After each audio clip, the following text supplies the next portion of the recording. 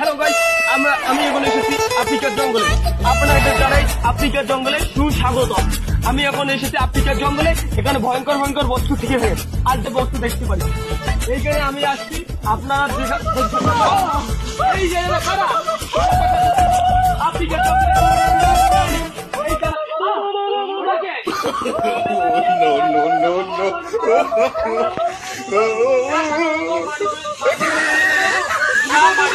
ক্ষতি করে না।